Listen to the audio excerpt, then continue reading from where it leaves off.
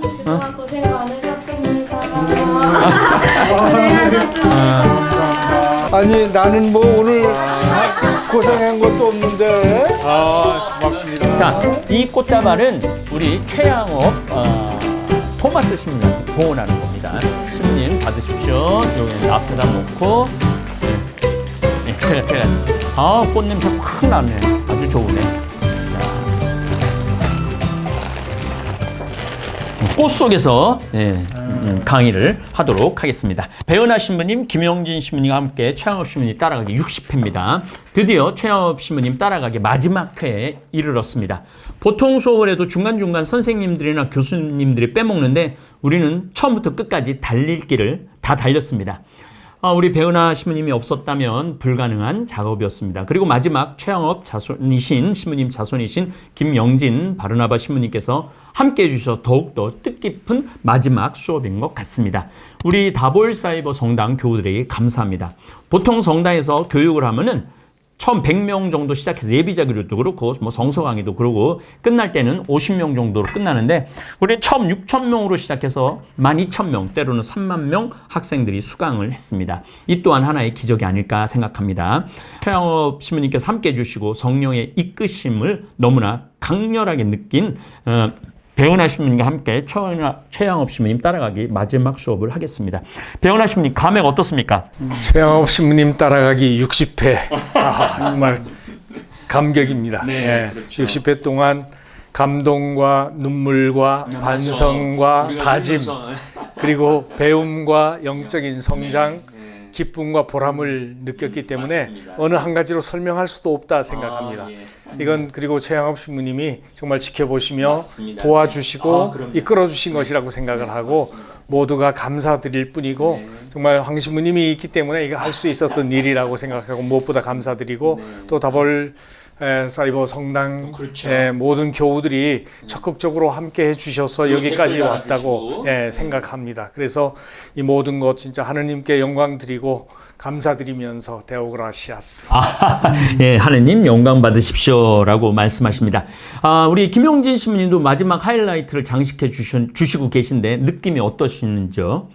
두 분 신부님께서 최양업 신부님 따라하기를 하시면서 수고를 하셨는데 아까 말씀드린 것처럼 우리 한국 천주교의 신자들에게 또 사제들에게 큰 은혜를 주셨고 큰 은혜를 받는 계기를 만들어 주셨다.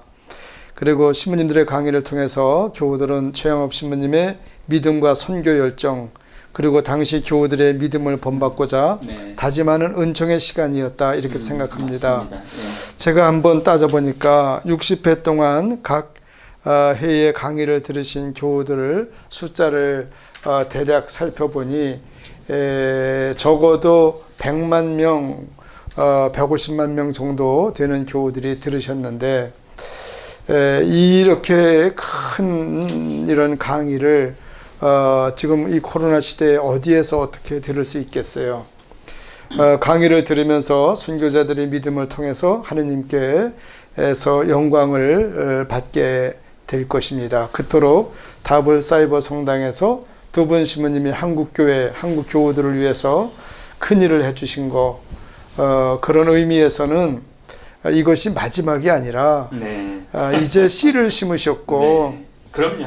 이제 새싹이 나오는 것을 보시게 될 거다. 그래서 60회가 아니라 또 600회가 가도록 또 하셔야 된다. 그래서 이 나무가 더 크게 자라서 많은 열매가 맺힐 것이라고 생각합니다. 다시 한번 하느님께 감사드리고 두 분 신부님 정말 감사드립니다. 감사합니다. 정말 감사드립니다. 감사합니다. 오늘 마지막 편지는 마지막 수업을 하시는 세 분 신부님이 나누어서 읽으려고 했는데 제가 이 19번째 편지 이제 강의 준비하면서 이걸 읽는데 처음부터 울컥울컥 해갖고 눈물을 안 흘릴 수가 없을 것 같아요. 지난번 이성래 마리아 어머니 죽음 때 우리 저하고 신부님하고 바보같이 울어갖고 이번에는 그래도 영성이고 수업인데 현 8대 부원장이신 김영복 리카르드 신부님에게 부탁을 했습니다. 그때 바보처럼 울으셨는데 그게 참 너무 아름다웠어요. 근데 이제 여기 막 강사가 울면은 그거 폼 안 나거든요. 최양호 신부님 마지막 편지가 된 19번째 편지를 평창 생태마을 부원장 김영복 리카르도 신부님 목소리로 듣겠습니다. 19번째 편지. 중림에서 1860년 9월 3일. 예수 마리아 요셉 리브아 신부님과 르그레 주아 신부님께 지극히 공경하고 경외하올 신부님들, 먼저 두 분 신부님들께 공동 편지를 보내드리는 것에 대하여 용서를 청합니다. 이 작은 편지를 두 분께뿐 아니라 모든 경외하올 신부님들께 이렇게 한꺼번에 보내드릴 수밖에 없는 절박한 처지에 놓여 있습니다. 저는 박해의 폭풍을 피해 조선의 맨 구석 한 모퉁이에 갇혀서 교우들과 아무런 연락도 못하고 있습니다. 벌써 여러 달 전부터 주교님과 다른 선교사 신부님들과도 소식이 끊겨져 그분들이 아직 살아계신지 어떤지조차도 모릅니다. 이 편지도 중국에까지 전달될 수 있을는지도 의심됩니다.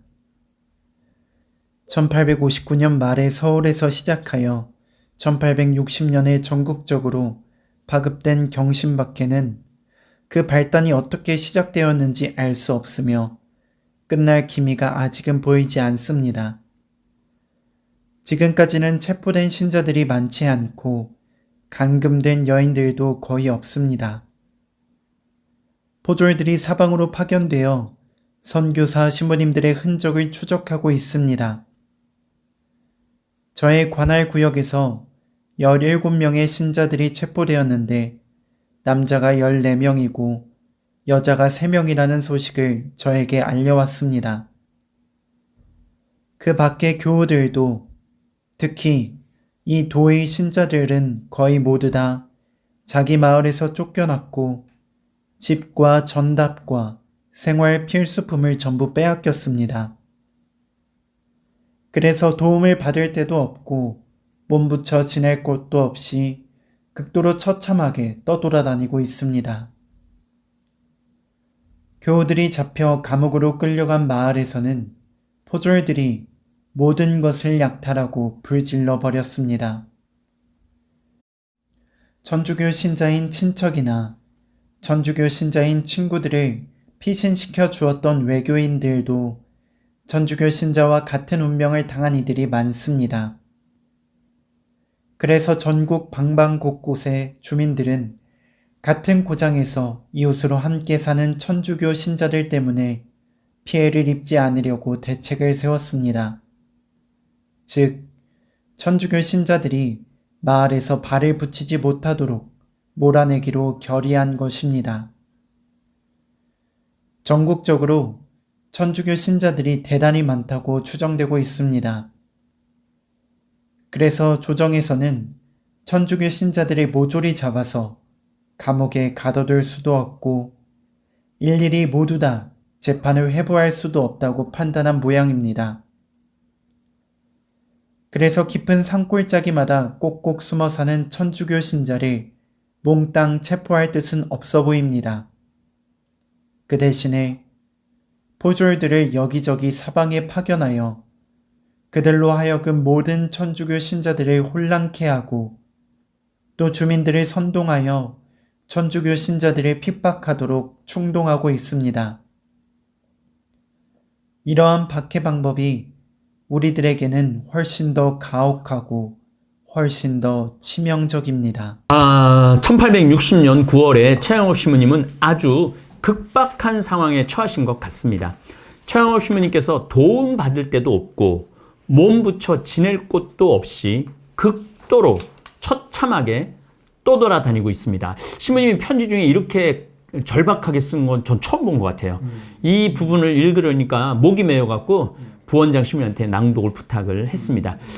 배은하 신부님 경신박해에 대해서 좀 설명을 해주시면 좋을 것 같아요. 그렇죠. 지금 최양호 신부님이 처해 있는 이 상황이 네. 바로 경신박해인데 네. 이 경신박해가 1859년 10월 말에서 60년 이제 8월에 걸쳐서 일어나는 박해라고 볼 수가 있는데 1849년 철종이 즉위하고 나서 온건한 성품인데 당시의 집권 세력이 안동 김씨이기 때문에 비교적 유화 정책을 많이 썼다 그러죠. 그렇죠. 천주교에 대해서.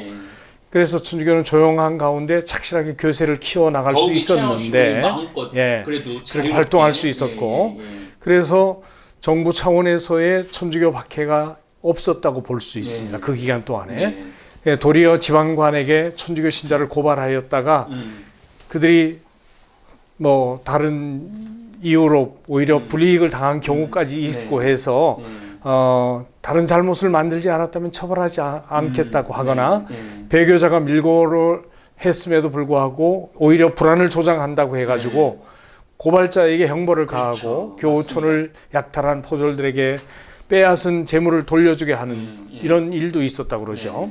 이렇게 천주교가 어느 때보다도 안정적인 상황에서 발전하고 있을 때 바로 경신 박해가 발생하게 됐는데 이 박해는 좌우 포도대장 신명순, 임태영에 의한 것이라고 얘기를 합니다. 1859년 12월 말에 우포도대장 신명순과 좌포도대장 임태영이 천주교에 대한 개인적 반감으로 서울과 지방의 교우촌을 급습해서 30여 명의 신자들을 체포해 서울로 압송하면서 시작이 되는 거죠. 두 포도대장 중에 신명수는 1801년 신유박해 때 좌포도대장이었던 신대현의 손자였고 임태영의 아버지 임성고는 기해박해 때 좌포도대장이었습니다.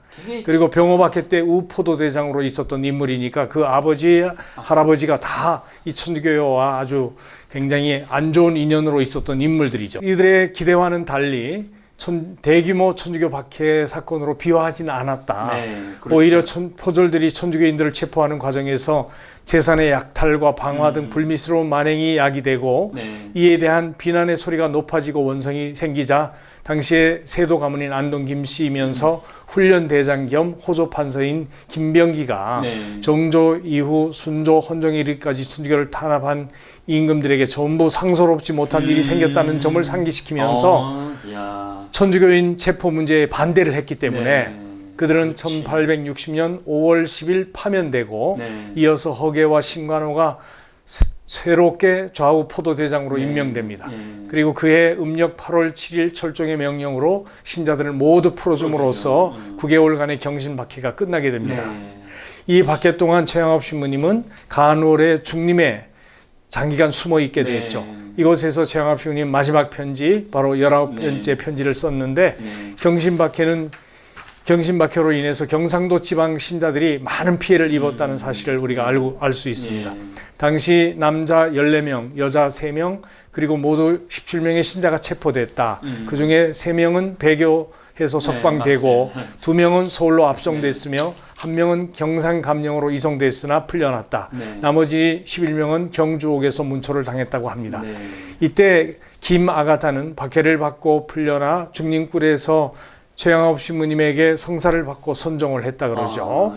그리고 김아가다의 아버지인 김상은 야고보와 오빠 김영재 베드로도 투옥됐다가 풀려났다고 합니다. 최양업 신부님은 박해 전에는 천주교에 대한 인기가 상승해서 사방에 많은 외인들 중에 예비 신자들이 촉출하였으므로 우리는 큰 위안을 받고 희망에 부풀었다고 했는데 경상도 지방의 경신 박해로 인해서 모든 외교인들이 천주교를 박멸하기 위해 무장하게 되었고 천주교의 인기는 뚝 떨어졌으며 신앙의 뿌리가 깊지 못한 이들은 냉담하게 되었다고 전하고 있는 것이죠. 그래서 달래 교회사에서도 경신박해로 인해 수많은 교우촌이 파괴되고 교우들의 신앙에 대한 불안과 불신, 외인에 대한 복음 전파의 어려움 등을 전하고 있는 것이죠. 그래서 종합해보면 결국 경신박해는 비록 좌우 포도대장이 국가의 승인 없이 일으킨 박해였지만 정교의 어려움을 주기에 충분한 사건이었고 경상도 지방에 형성된 신앙 공동체의 교우들에게 가장 큰 시련이었다고 생각할 수 있는 사건입니다. 되게 충청도하고 저기 막 경기도하고 서울은 그 박해가 두드러지게 전라도 그런데 이게 경상도가 이 마지막으로 이 한방 맞은 바람에 이 최양업 신부님이 그렇게 참 힘들게 몸부칠 데 없는 김영진 신부님 저기 고조 할아버지 정도 될 것 같은데 어디 몸 한 군데 붙일 수 없었던 최영업 신부님의 신세, 고조 할아버지 신세가 어떻게 느껴지시는지 좀 궁금해요.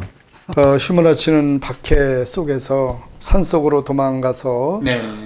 신자들과 만날 수도 없고 신부들하고도 연결도 안 되고 그리고 간간히 들려오는 소식에 의하면 신자들은 잡혀갔고 또 쫓겨가고 있고 헐벗고 있고 또 그런 그 안타까운 삶. 그러니까 당신도 어렵지만 여기서 제가 최영업 신부님을 보면서 느끼는 감정이 두 가지인데 첫 번째는 당신도 어려운데 그렇죠. 당신도 처참한 상황인데 그 처참한 상황 속에서 되게 사람이 내가 아프거나 고통스러우면 나를 먼저 보지 다른 사람을 먼저 보지 않는데 그렇죠. 칠신부님은 그 상황에서도 교우들을 걱정하고 교우들을 먼저 보시는구나. 그 상황 속에서도 아픈 신부님, 주교님, 신자들 그리고 그 신자들이 쑥대밭이 됐으니 살아있는 신자들이 그래도 어디 가서 은신처라도 있어야 되는데 최양업 신부님도 은신처가 없지만 그들도 은신처가 없고 의지할 데가 없고 하는 그것에 대해서 그 안타까워하시는 그런 상황에서 어쩌면 이제는 모든 게 끝인가? 이제 정말 나는 하느님께서 돌봐주시지 않고 저주를 받는 건가? 뭐 이러한 표현이라도 이러한 생각이라도 한 줄이라도 있을 것 같은데 전혀 그런 거 없으시고 그거를 항상 단련이라고 편지 안에 그렇게 쓰셨더라고요. 기쁨도 받아야지만 고통도 하느님께서 주시는 이유가 있다. 단련이다. 그렇게 얘기를 하시더라고요. 그래 말이에요. 그래서 그런 고통 속에서도 나보다 교우들을 먼저 보시는 거, 나보다 이웃을 먼저 보시는 거, 그리고 또 두 번째는 오늘 이 19번째 편지, 이 편지가 저의 마지막 하직 인사가 될 듯합니다. 그러면서 우리 그렇게 불쌍한 우리 선교지를 위해서 기도해달라, 우리나라를 위해서 기도해달라. 그러면서 금년에도 저의 사목 순회 도중에 중단된 성모 집행 연말 보고를 드립니다. 그러면서 편지 끝에 쓰잖아요. 이 박해 때문에 중단된 사목 보고 거기서 보면 1621명에게 고해성사를 주었고 요즘의 신자들 고해성사 마지막 그 사목 보고가 정말 구구절절하더라고요. 그 중에서도 사제의 사명을 다 하는 거예요.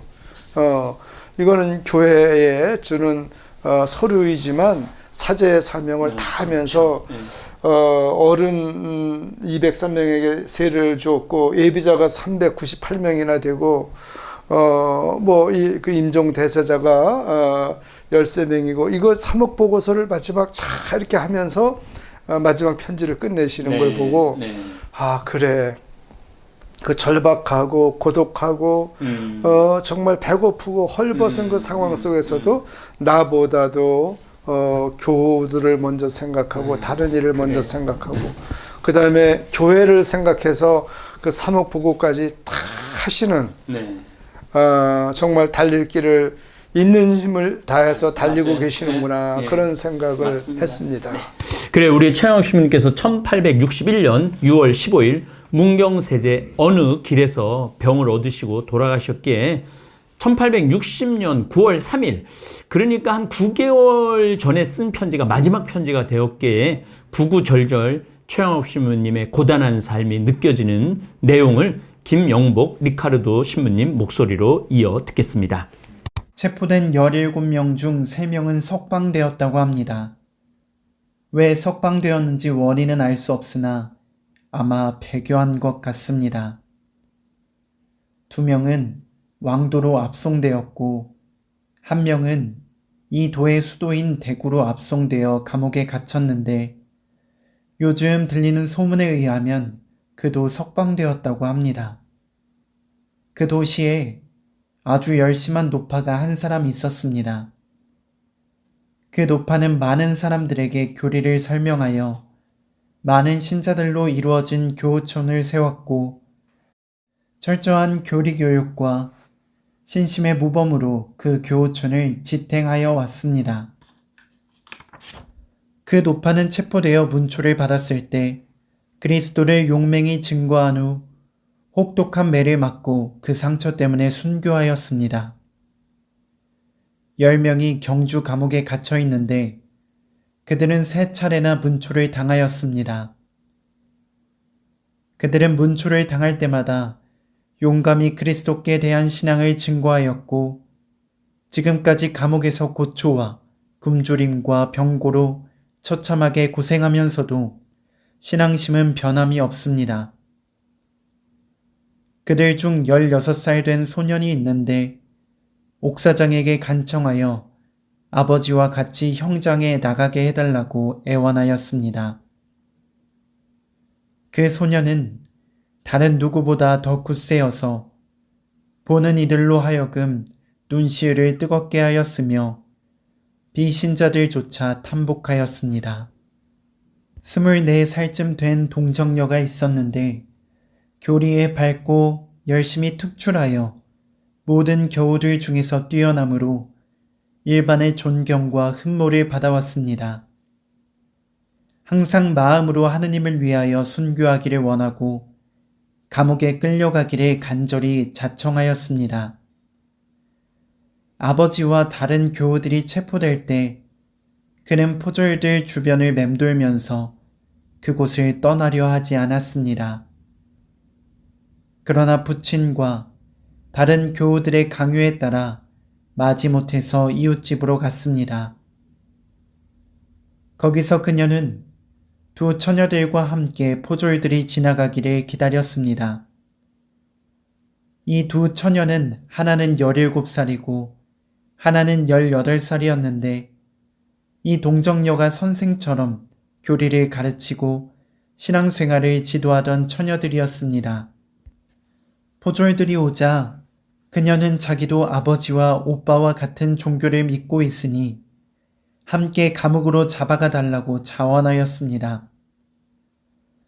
이때 2 처녀들도 이 동정녀를 본받아 같이 잡혀가기를 자청하였습니다.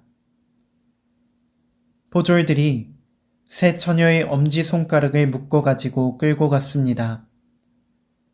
그러나 여인들을 체포하라는 명령이 없었으므로 포졸들은 그 처녀들을 관과로 데려가지 않고 농락하거나 다른 데 팔아먹으려 하였습니다. 포졸들의 속셈을 알아차린 3 처녀들은 포졸들에게 자기들을 놓아달라고 애걸하였습니다.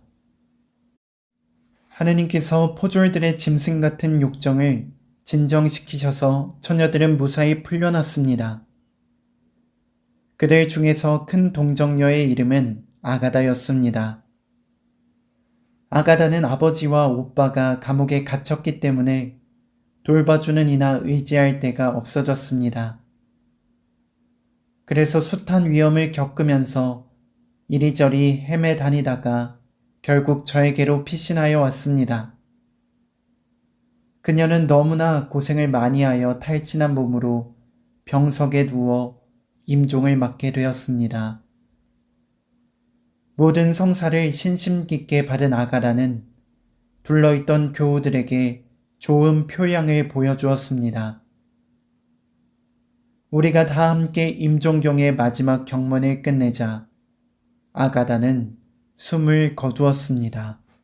16 소년이 아버지와 형장에 나가게 해달라고 청하고 아가다라는 24살 된 처녀가 아버지와 오빠와 또 다른 2 처녀와 순교하려고 했고 이게 정말 참 보통 놀라운 신앙이 아닌 것 같아요. 마지막에는 착한 목자이신 최양업 신부님 품에서 숨진 처녀 이야기를 들으면서 요즘 우리 다볼사이버 성당에 열심히 다니는 지수, 요세피나, 유성이, 니콜라오, 그리고 스테파니아, 스텔라 등 마리아 여러 소녀들의 모습이 떠오릅니다. 이게 열심히 하거든요.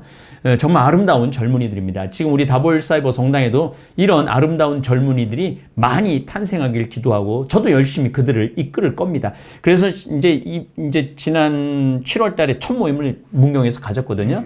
이 친구들이 10년 동안 계속 모임을 가지면은 이 신앙 공동체는 아주 놀라운 공동체로 발전할 거라고 저는 기대를 합니다. 계속해서 김영복 리카르도 신부님 목소리로 신부님 마지막 편지 한 편을 듣겠습니다. 박해 전에는 천주교에 대한 인기가 상승하여 사방에서 많은 외교인들 중에서 예비자들이 속출하므로 우리는 큰 위안을 받고 희망에 부풀었습니다.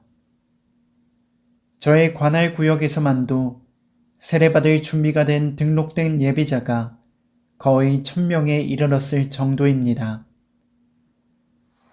어떤 마을에서는 주민 전체가 기도 경문과 교리문답을 얼마나 열성적으로 배우는지 서로 경쟁이 되었습니다. 그러나 이번 박해로 인하여 모든 외교인들이 천주교를 박멸하기 위해 무장하게 되었고 마을마다 천주교의 상습적 동조자들을 추방하는 데 전력을 기울이고 있습니다. 천주교의 인기는 뚝 떨어지고 아직 신앙의 뿌리가 깊지 못한 자들은 실망하며 많은 이들이 적어도 겉으로는 냉담자로 보입니다. 오늘까지 굳세고 용맹하게 신앙을 지킨 교우들까지도 생명의 위협을 느껴서 마음이 점점 흔들리기 시작합니다. 특히 나이 어린 젊은 과부나 처녀들은 더욱 큰 위험에 놓여 있습니다. 벌써 한 교우 과부가 외인한테 납치를 당하였습니다.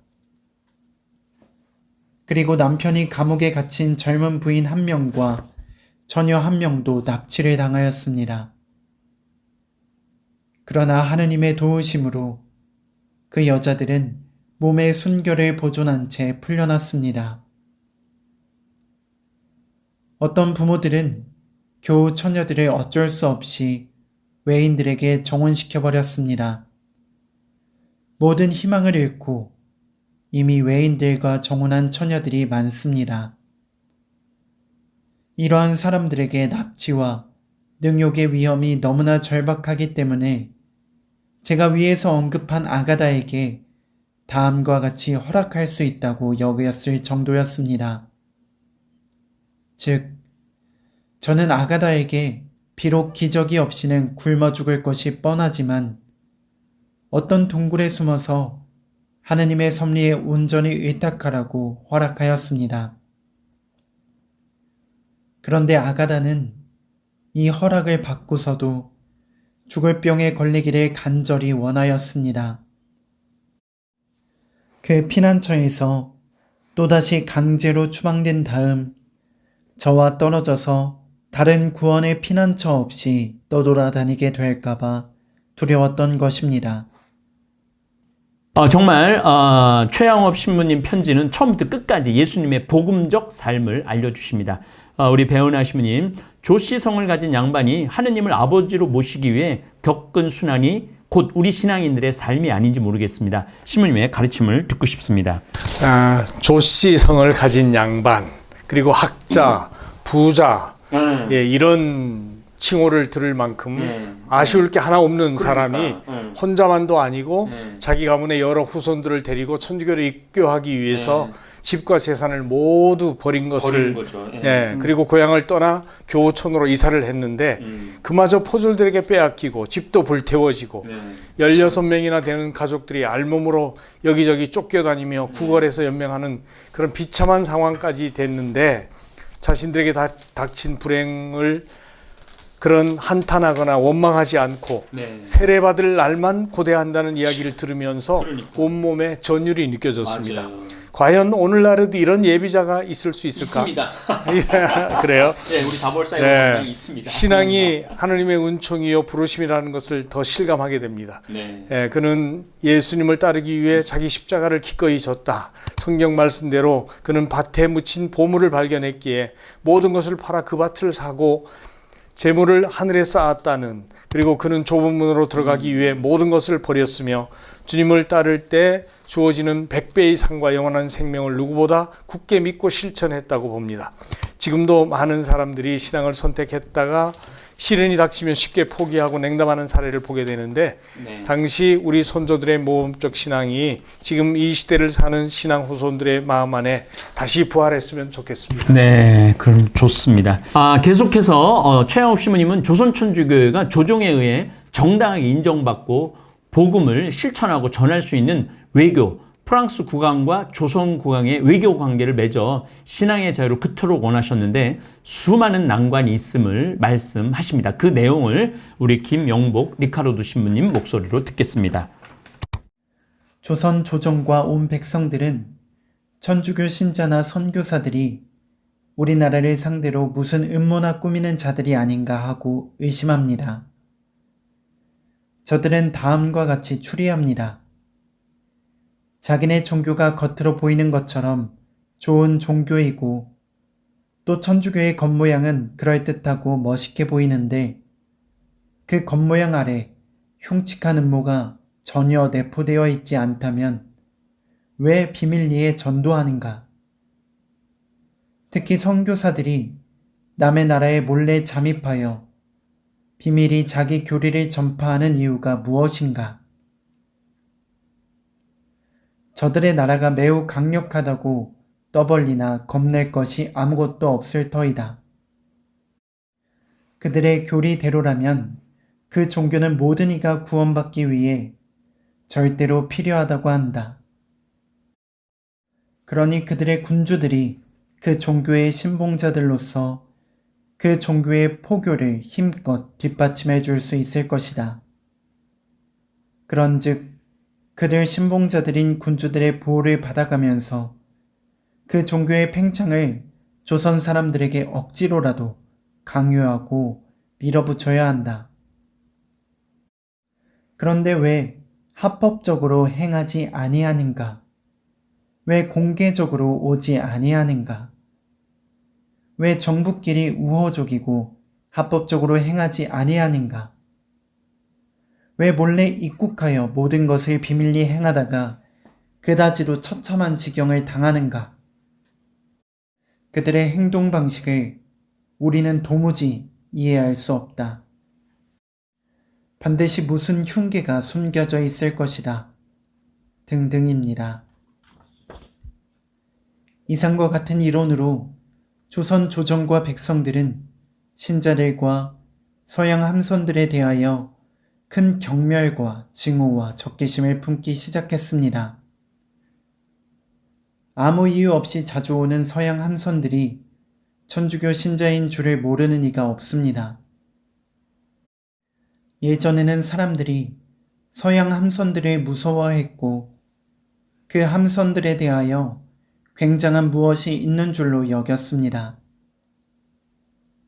그러나 이제 와서는 여러 해 전부터 서양 함선이 자주 나타나면서도 아무 말도 하지 않는 것을 보고서 서양 함선들을 해적선으로 여깁니다. 조선 백성들은 자기들끼리 다음과 같이 수군거립니다. 저 큰 함선들은 틀림없이 해적선이거나 범죄자들의 선박이다. 만일 그 함선들이 합법적으로 성립된 권력을 가진 어떤 국가에 속한다면 어떻게 공공권위에게 아무 말도 하지 않고 아무 이유 없이 남의 나라에 이처럼 자주 침범할 수 있는가?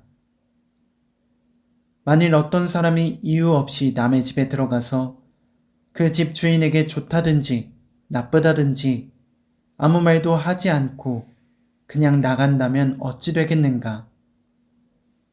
예의를 모르는 야만인이거나 강도질을 할 기회를 엿보는 도둑임이 틀림없지 않겠는가? 모든 이가 일반 서민이거나 시골 농사꾼들까지도 이와 같이 추리하고 이러한 의견에 모두가 동의하고 있습니다. 그래서 조정이나 백성이 천주교 신자들에 대하여 최대의 적개심을 가지고 있습니다. 조선 사람들은 2년 안에 프랑스 함선들한테서 아무 일도 일어나지 않으면 천주교 신자들을 끝까지 추적하여 이 나라에서 말살시키겠다고 벼르고 있습니다. 1886년에 가서야 조선과 프랑스는 수호 조약을 맺었다. 네, 최양업 신부님의 외교전이 정말 안타깝게 끝나고 마는 모습을 볼 수 있습니다. 지금 한국 천주교 교우들은 정말 이렇게 편안하게 천주님, 하느님을 믿고 당당하게 따를 수 있는 게 얼마나 큰 은총인지 깨달아야 합니다. 사실 우리 다볼사이버 성당 교우들이 아프리카 잠비아에서 오신 김한기 신부님에게 단 3주일 만에 2억이라는 엄청난 성당 건립기금을 마련해 주시고 심지어 유치원까지 운영할 수 있도록 힘써 주신 걸로 보아 적어도 우리 다볼 사이버 교우들은 충분히 최영업 신부님의 자손으로서 여기 자손이 있지만은 역할을 제대로 하고 있는 것 같습니다. 김용진 신부님은 다볼 사이버 성당 교우들의 활동에 대해서 어떻게 생각하는지 좀 궁금합니다. 관심이 많으신 것 같으신데. 다볼사이버 성당 교우들께 특별히 감사드립니다. 그리고 황 신부님, 배 신부님 더불어 또 감사드립니다. 아프리카 잠비아에서 사목하시는 김한기 신부님은 제 또래 신부님이시니까 네, 나이도 많이 들었는데 많죠. 잠비아에 자원해서 가셨습니다. 가실 때 사실 그 이야기를 듣고 저는 그때 건강이 안 좋을 때였지만 그런 용기를 가진 신부님이 부러웠고 저도 그런 그랬어요. 용기가 없는 저 자신이 좀 부끄러웠습니다. 저도 그랬어요. 그런데 아유 신부님은 뭐 그보다 더 큰 일을 하시니까. 그런데 다볼사이버 성당 교우들께서 그 신부님께 도움을 그렇게 엄청나게 주셨다고 하니까 감사드립니다. 또 뭐 물질적인 도움뿐이겠습니까? 그렇죠. 영적인 그럼요. 기도도 많이 해 주시리라고 맞습니다. 믿습니다. 예, 네. 하느님께서는 그때그때 네. 우리 교회에 필요한 운동을 주셔서 맞습니다. 당신 성령께서 이끌게 하시는 것을 그동안 네. 사제 생활을 하면서 체험했습니다. 다볼 사이버 성당이 이 시대에 우리 한국 천주교회 뿐만 아니라 전 세계에 있는 모든 사람들에게 하느님이 주신 교회 운동이고 네, 공동체 감사합니다. 운동이구나 네, 이런 생각을 감사합니다. 했습니다. 맞습니다. 다볼 사이버 성당 교우들을 사랑을 만들고 기적을 만들고 있습니다. 네. 여러분을 위해서 제가 고마운 마음으로 잘 모르지만 잘 못하지만 글 한 수 예, 어우 좋죠. 뭐 시는 아니지만 제가 생각해서 네. 적은 것이 있는데 읽어보겠습니다. 네. 제목은 다볼 사이버 성당입니다. 애양간 구석에서 태어나신 예수님이 세상의 희망이 되셨듯이 애딴집 구석에서 태어난 다볼 사이버 성당이 잠비아의 희망이 되고 있네. 사랑이 멀리 있지 않듯이 기적도 멀리 있지 않음을, 네. 사랑을 잉태하는 이가 기적도 잉태한다는 것을 행동하는 믿음으로 보여주는 하느님의 사람들이여, 다볼 사이버 성당 교우들이여, 그대들이 이 시대 최양업 신부로구나. 그대들이 이 시대 장주기 요셉 회장이로구나. 이상입니다. 아유 감사합니다. 우리를 위해서 이렇게 멋진 시를 지어주셔서 정말 난 시인이 제일 부럽고 멋지더라고요. 정말 이렇게 최양업 신부님 자손을 마지막 수업에 모시게 된 건 역시 기적이요 하느님의 섭리라고 생각을 합니다. 그러면 신부님 마지막 편지 마지막 부분을 우리 사랑스러운 김영복 리카르도 신부님 목소리로 듣겠습니다. 주여, 우리를 불쌍히 여기소서, 불쌍히 여기소서. 당신의 자비를 잊지 마소서. 우리 눈이 모두 당신의 자비에 쏠려 있습니다. 우리의 모든 희망이 당신의 자비 안에 있습니다. 전능하시고 인자하신 하느님, 우리의 잘못과 죄과를 기억하지 마시고 우리의 죄악대로 우리를 벌하지 마소서. 우리는 죄를 지었고 너무나 많은 불의를 행하였습니다. 그러나 당신이 만일 우리의 불의를 헤아리신다면 누가 감히 견딜 수 있겠습니까?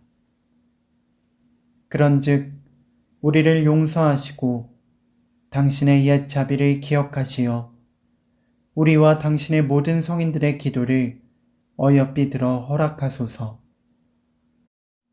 우리를 재난에서 구원하소서. 엄청난 환난이 우리에게 너무도 모질게 덮쳐왔습니다. 원수들이 우리에게 달려들고 있습니다. 당신의 보배로운 피로 속량하신 당신의 유산을 파멸하려 덤벼들고 있습니다.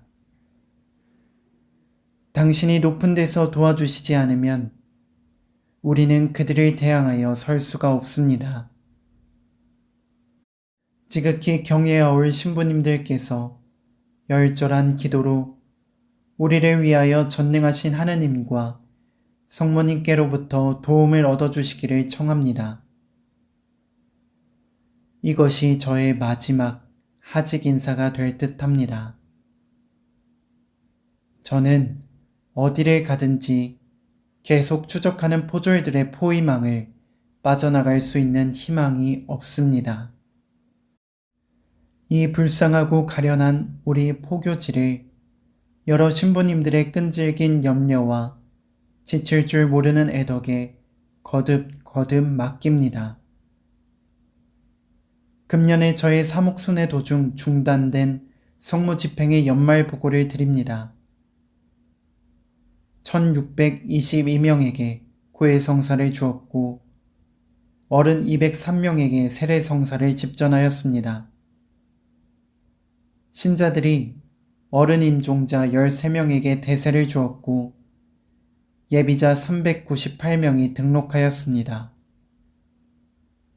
지극히 비천하고 순종하는 종, 조선 포교지 닥덕 최 토마스가 올립니다.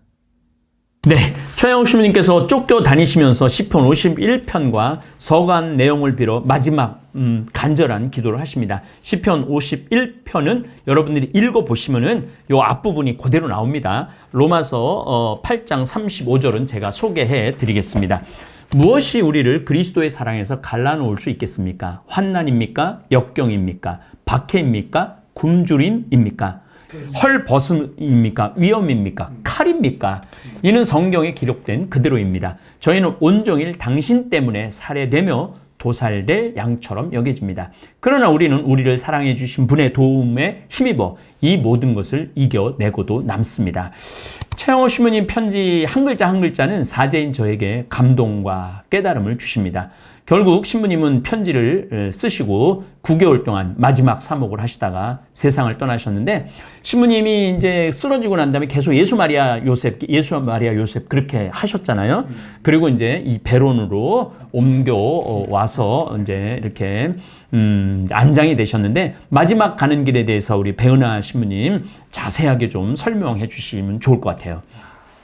그야말로 쉬지 않고 네. 달려갔던 맞아요. 그 길이 이제 드디어 멈추게 네. 되는 그 장면이 최영업 신부님의 죽음이라고 볼 수가 있는데, 휴식으로 들어가시는 거죠. 정말 영원한 하느님 품에 안기시게 되는 시간이라고 볼 수가 있겠죠. 네.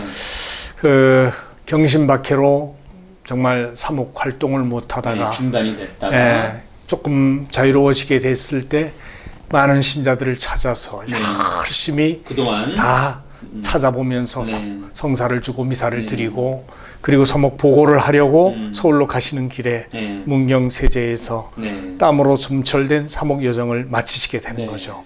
참. 예, 그때 이제 돌아가실 위험에 처해셨기 때문에 네. 복사가 신학교로 네. 배론 신학교로 신학교로. 찾아와서 네. 지금 시부님이 유독하시니까 가달라고. 네. 그래서 뿌리떼 시부님이 네. 그 소식을 듣고 급히 네. 따라가죠. 그래서 한 170리길 네. 떨어진 곳이라고 얘기를 하는데, 그곳에 오니까 이미 최영업 신부님은 의식은 없고 네. 그야말로 입에서는 예수 마리아, 예. 예수 마리아 하는 소리만 계속 들려왔다고 그러는 거죠. 그래서 마지막까지 네, 기절을 그렇게 하셨는데도 뭐 의식도 없는 상황에서도 그래서 신부님에게 병자성사를 드리고 몇 시간 후에 임종하시게 되는 네. 것을 지켜보고, 네. 그리고 이제 이 신부님의 시신을 여기에 일단 감회장 했는지 네. 저기에 모셨다가 모셔왔는지 아니면 배론으로 바로 모셔왔는지 네. 이거에 대한 기록이 네. 정확치 않아요. 네. 그래가지고 뭐 여러 가지 설도 많이 그러니까 지금도 있는데 논쟁이 예, 되죠. 예. 그래서 참 그 부분이 이제 좀 안타깝게 여겨지시는데 어쨌든 그 신부님의 그 죽음 장면을 선종을 지켜본 프로트의 신부님이 1861년 10월 20일자로 네. 알브랑 신부에게 보낸 편지에서 기가 막힌 편지가 그러니까 있죠. 써야 읽어드려야 되겠죠. 네, 그럼요. 이 가장 주요한 사건은 방인사제 토마스의 애석한 죽음입니다. 그는 갑자기 장티푸스에 걸려 15일이나 16일간의 병으로 쓰러졌습니다. 네. 그가 누워 있었던 집은 나의 거처에서 170리 내지 180리 떨어져 있었습니다.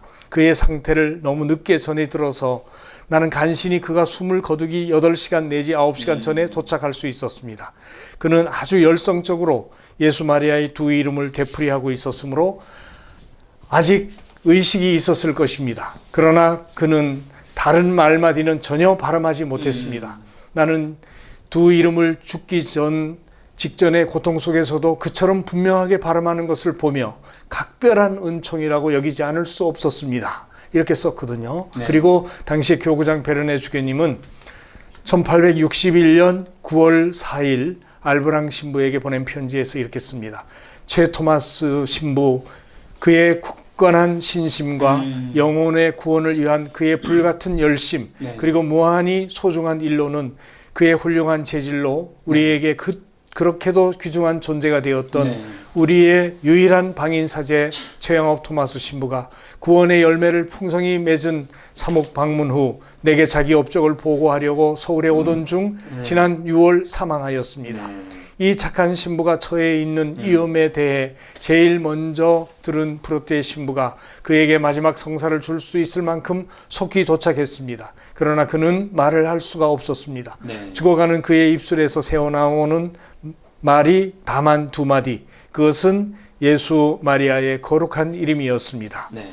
그리고 장주교가 9월 30일 리브와 신부에게 보낸 편지에서 최 신부의 죽음으로 생긴 헤아릴 수 없는 손실이 자신을 지극히 당황하게 만들었다고 했습니다. 맞습니다. 61년 11월 27일 리브와 신부에게 보낸 편지에서 네. 5개월이 지난 11월 초순경에 베론에서 전대미문에 성대한 장례 예절을 했다고 썼던 것이죠. 또 WG교는 10월 10일 부모에게 보낸 편지에서 최영업 신부의 죽음으로 많은 사람들이 아연실색할 정도로 놀랐으며 선교사들에게 엄청난 고통과 애석한 마음을 갖게 하는 사건이었다고 전합니다.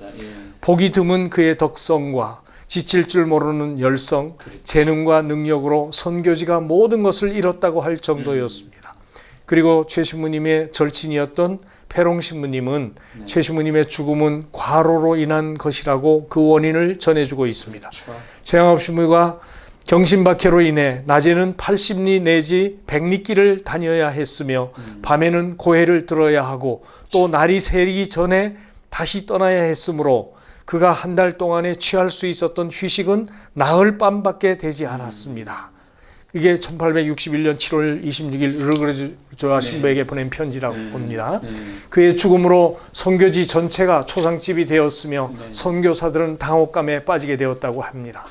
이렇게 선교사들의 증언을 종합해 보면 조선교회가 경신박해를 극복하고 새로운 발전을 기약하려 할 때 61년 6월 15일 최영업 신부가 장티푸스와 과로로 서울로 가시는 길에 문경에서 40세의 나이로 선종하시게 됩니다. 김대건 신부님에 이어 조선 사람으로 두 번째 사제가 된 최영업 신부는 12년 동안 전국을 누비며 가장 힘든 산골 지역에서 헌신적으로 사목했고 서양말로 된 교리책, 기도서 등을 틈틈이 우리말로 번역 출판했으며 천주가사를 지어 교우들이 교리를 쉽게 이해할 수 있도록 했습니다. 엄청난 일을 하셨어요. 이제 하느님께서 그의 어깨에 지워졌던 무거운 짐을 내려주셨습니다. 시대의 아픔과 혼란 속에서 주님의 모습을 담고 주님의 뜻을 이루기 위해 겪어야 했던 쓰라린 번뇌와 역경을 모두 주님께 의탁하며 신뢰하면서 하느님의 영광을 드러낸 최 신부님은 겸손한 사랑의 증거자로 하느님 품에 안기셨습니다. 그리고 지금 다시 부활하시어 우리와 함께 말씀하고 계십니다. 감사합니다, 신부님. 어쨌든 정말 우리가 최영욱 신부님의 마지막 그런데 그 배론에 그렇게 잘 모셨다며요. 예, 아주 뭐 회까지 정성껏 장례를 해가지고 제의까지 입혀갖고 제의까지 다 입은 모습을 그대로 네. 이제 했는데 그 모습이 이제 발표가 되면 아마 또 깜짝 그러니까 우리 교우들 진짜 깜짝 놀라실 거예요.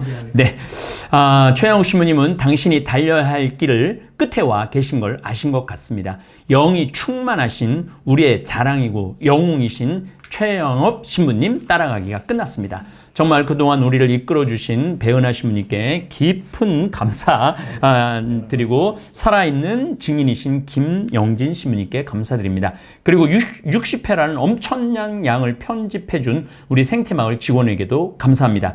김영진 신부님 이렇게 함께 해주셔서 너무너무 감사합니다. 교우들에게 덕담 한마디 해주시고 이어서 배은하 신부님 마지막으로 물론 김대건 신부님 편지도 깜짝 강의를 해주실 것이지만 최영업 신부님 따라가기 마치면서 교우들에게 작별 인사 부탁드립니다. 원고로는 총 250페이지를 썼으니 여러분들은 장대한 조선 천주교회사 성인사를 읽으신 것입니다. 그것도 세분 사제 설명까지 곁들여 들으면서 들으신 우리 다볼 사이버 교우들은 행복한 교우들이고 하느님의 축복을 받은 교우들입니다. 우리 김영진 신부님 인사말로 이렇게 매듭을 져주시면 좋을 것 같아요. 네.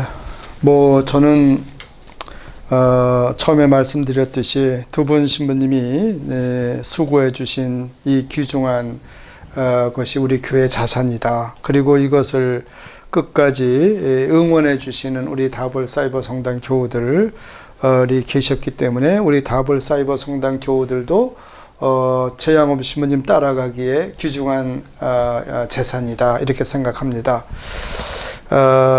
제 개인적으로 좀 이렇게 좀 공지 좀 했으면 하고 싶은 것이 있는데 그것이 뭐냐면 편지에서 최영업 신부님이 르그레주아 신부님께 몇 차례에 걸쳐서 그 십자가 예수님이 지고 가신 그 십자가 보목이라고 그랬는데 라틴 말로 베라크루스. 근데 그것을 최영업 신부님이 받으셨고 최영업 신부님이 가지고 계시다가 최영업 신부님이 당신 가문에서 가장 똑똑하다고 생각하고 그러는 제수 씨에게 그걸 주셨는데 아마 송 아가다죠. 그리고 델레심포로 저 부인이 최영업 신부님 막내 제수죠. 사실 그 최영업 신부님 막내 제수가 92세 때에 최경환 성인의 묘소도 찾게 된 거죠. 직접 안양 수리산에 가서. 근데 그 말하자면 델레심포로의 아내인 송 아가다가 그 십자가를 가지고 있었어요. 가지고 있다가 이분이 이제 돌아가실 때가 되니까 당신 손주한테 손자죠. 손자에게 그것을 줬는데 그 손자의 세례명이 고스마예요. 그 풍수원 성당에 사셨어요. 거기에 사셔서 제가 어렸을 때 늘 가서 인사도 드리고 그랬던 분인데 그분이 그걸 가지고 계시다가 제가 대신학교 다니고 또 신부가 될 때도 계셨어요. 그걸 가지고 계시다가 이제 연세가 드셔서 이걸 내가 가지고 있을 것이 아니라 왜냐하면 그분은 따님 둘밖에 없었어요. 후손이. 그래서 그것을 풍수원 본당 신부님께 그걸 드렸어요. 그래야 잘 보관이 될 것 같다. 그런데 그 풍수원 본당 신부님께 그걸 드렸을 때 아까 제가 얘기했던 최기식 신부님이 그것을 가서 다 봤어요. 그리고 라틴말로 베라크루스 그렇게 진짜 십자가다. 나무다. 아, 그리고 쪼가리다. 예, 나무 네. 쪼가리 새카만 게 칠시부님이 네. 요만한 곳에 3cm 되는 요만한 곳에 네. 있었고 그 밑에는 성 알로이시오 성인의 머리카락이 있었다. 네. 그래서 있었는데 그걸 자기가 이렇게 가서 보고를 했는데 어느 날 그게 없어졌대요. 그래서 그것을 물었더니 잘 모르겠다. 그 본당 신부님이 맞아. 그걸 배론해서 다 가져오라 그래서 네. 다 가지고 갔는데 난 그게 본당 신부님 말씀은 난 그게 있는지도 몰랐다. 그러시더라는 거예요. 그것이 지금 우리 한국 땅 어디엔가 있을 텐데. 있겠죠. 이렇게 넣어놨으니까. 예. 그래서 다볼 사이버 성당 교우들께서 기도해 주셔서 네. 찾을 수 있도록. 찾을 수 있도록 해주시면 좋겠다. 네. 그렇게 해서 우리 보호목도 지금 그 예수님의 참 십자가도 우리 한국 천주교의 귀중한 재산인데 그렇죠. 그 귀중한 재산을 우리 한국 천주교의 귀중한 재산인 다볼 사이버 성당 교우들께서 찾아주시면 더 고맙겠습니다. 네. 공지상으로 말씀드립니다. 알토란 같은 인사말입니다. 네, 우리 배은하 신부님. 여기까지 올 수 있도록 하느님께서 이끌어 주셔서 정말 감사드립니다. 네. 부족한 사람을 여기까지 데려오시느라고 하느님도 고생하셨다 생각이 드는데 영광 드리고 네. 무엇보다 이것을 기획하고 공부하고 또 진행해 주신 황창현 신부님에게 진심으로 감사드리며 박수를 보냅니다. 네. 그리고 이 영상 만들기 위해서 더운 날 기쁘게 촬영과 편집 등 너무나 노고가 많으셨던 영상팀들에게도 감사를 드립니다. 또한 옆에서 계속 격려해 주시고 마지막에 함께 이 자리를 빛내주신 김영진 신부님에게도 감사를 드립니다. 그리고 다볼 사이버 성당 교우 여러분과 시청자 여러분들에게 진심으로 감사를 드립니다. 저희는 농사 짓는 사람의 비유를 들자면 농사 짓는 사람은 밭을 갈고 씨를 뿌리죠. 그리고 이것이 싹트고 자라나서 열매를 맺는 것은 하느님께서 이루어 주신 일인데 분명히 여러분들 안에서 좋은 열매가 풍성히 열릴 수 있으리라 믿고 또 그렇게 맡길 수밖에 없습니다. 정말 최영합 신부님이라고 하는 이 한 분의 사제를 또 우리의 손조를 통해서 하느님께서 영광을 받으시고 이 땅에 정말 많은 기적과 은총을 내려주실 수 있었으면 좋겠고 최영합 신부님 하루빨리 시성될 수 있는 영광을 누릴 수 있었으면 좋겠다 생각합니다. 그때 제가 춤출게요. 네, 우리 여러분들 가정에 주님의 은총과 평화가 충만하시기를 빕니다. 여러분 모두 행복하십시오. 사랑합니다. 네, 사랑합니다. 사랑합니다. 네. 화목토 신학교는 잠시 쉬었다가 다시 좋은 주제와 과목으로 찾아뵙겠습니다. 그동안 열강해 주시고 시청해 주신 우리 다볼사이버 교우들에게 최영업 신부님의 축복과 하느님의 은총 빌어드립니다. 그리고 우리 배론 성지의 최영업 신부님 기념 성당에 냉난방 설치해드리는 운동에 우리 다볼사이버 교우들 많이 동참해 주시기를 바라겠습니다. 김한기 신부님 잠비아 성당 짓기에 이어 연달아 봉헌을 부탁해서 죄송하긴 한데 제가 꼭 하고 싶은 일입니다. 함께 해주시기를 청합니다. 감사합니다. 마지막으로 신부님 세 분 강복으로 강의를 마치도록 하겠습니다. 우리 이제 오늘 신부님하고 이제 우리 사제관 저기 정자에 내려가고 책거리 할 겁니다. 우리 도움은 주님 이름에 있으니 하늘과 땅을 만드신 분이시로다. 주님께서 다볼사이버 교우 여러분과 함께 또한 사제의 영과 함께 전능하신 천주 성부와 성자와 성령께서는 여기 모인 다볼사이버 모든 교우들에게 강복하소서. 아멘. 주님을 찬미합시다. 하느님 감사합니다.